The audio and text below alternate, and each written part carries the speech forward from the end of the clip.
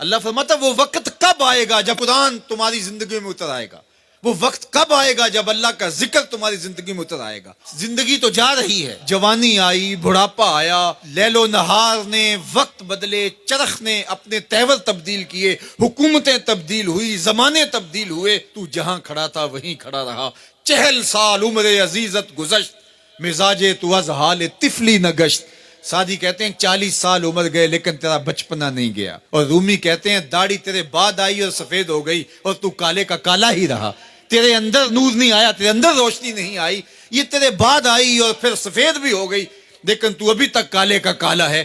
رب کہتا ہے وہ وقت کب آئے گا تمہارے سینے میں قرآن اترے، وہ وقت کب آئے گا ذکر سے تمہارے دل میں ارتعاش پیدا ہو، جب تم رب کا نام لو تمہاری آنکھیں آنسوں کا خراج دینے لگے۔ وہ وقت کب آئے گا جو ہی قرآن کھلے چھم چھم تمہاری آنکھیں برسنے لگے۔ علم یعنی للذین آمنوا، وہ وقت کب آئے گا اہل ایمان کے لیے، ان تخشع قلوبہم لذکر اللہ وما نزل من الحق۔ اللہ اکبر، اللہ ہمیں وہ آج دن نصیب کر دے کہ قرآن سے یوں جڑ جائیں کہ قرآن کو پڑھیں، قرآن کے حرفوں سے نور پھوٹتا ہوا، درد پھوٹتا ہوا ہماری روحوں میں اترنے لگے، ہمارے قلوب میں اترنے لگے اور ہماری آنکھیں آنسوں کا خراج دینے لگے۔ اب میں اور آپ دیکھیں ہماری زندگی قرآن کے ساتھ، اللہ کے ذکر کے ساتھ، اس کی یاد کے ساتھ کہاں تک جڑی ہوئی ہے۔ ہماری زندگی میں کہے کتنے ہیں، تفکرات کتنے ہیں، ہماری زندگی میں ٹھٹھے اور مذاق کتنے ہیں، اور عبرت حاصل کرنے کے مواقع ہماری زندگی کے اندر کتنے ہیں۔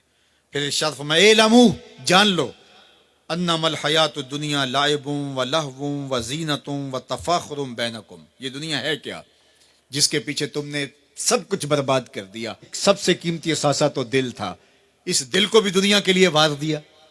یہ دل تو رب نے اپنے لیے بنایا تھا۔ اے دل حجرہ رب سچے دا، یہ اس سچے رب کا حجرہ تھا۔ قلوب المومن عرش اللہ، مومن کا دل تو اللہ کا عرش تھا، لیکن اس عرش پہ بھی غیروں کو بٹھا لیا تو نے۔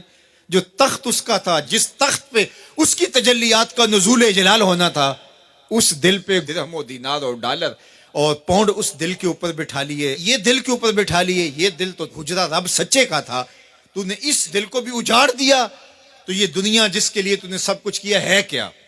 اعلموا، جانو، انما الحیات الدنیا لعب و لہو و زینت و تفاخر بینکم، یہ دنیا کھیل کود ہے، آرائش ہے، اور ایک دوسرے کے اوپر تفاخر کرنا ہے۔ وتکاثر فی الاموال والاولاد، فخر جتلانا، میرے بیٹے اتنے ہیں، ماشاءاللہ بڑے بڑے افسر لگے ہوئے ہیں، میرے پاس دولت اتنی ہے، میرے اتنے بنگلے ہیں، اتنا بینک بیلنس ہے، اتنے مربع، اتنی جائیدادیں ہیں۔ انسان ساری زندگی یہی کرتا رہتا ہے۔ وما الحیات الدنیا الا متاع الغرور، اور جو دنیا کا ساز و سامان ہے سوائے دھوکے کے سامان کے اور کچھ نہیں ہے۔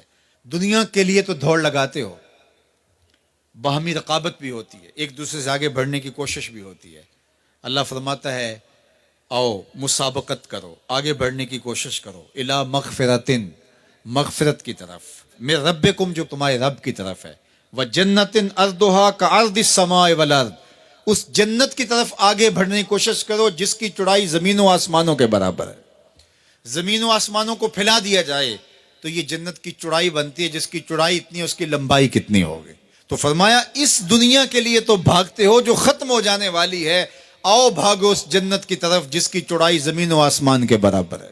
اعدت للذین آمنوا باللہ ورسولہ، یہ اہل ایمان کے لیے تیار کی جا چکی، وہ موتیوں کا محل، وہ یاقوت کا محل، وہ زبرجد کا محل، وہ خالص مشک کا محل جو تمہارے لیے بنایا ہوا ہے، تم نے جانا ہے، اور تمہیں دروازہ کھولنے کی بھی ضرورت نہیں ہے۔ منتظر دربان کھڑے ہیں جو تمہارے لیے دروازہ کھول کے تمہیں مرحبا کہیں گے اور سلامتی تمہارے اوپر پیش کریں گے۔ وہ تمہارے لیے تیار کر چکا ہے۔ اصل تو زندگی وہ زندگی ہے، لیکن تم کس دنیا کے پیچھے بھاگ رہے ہو؟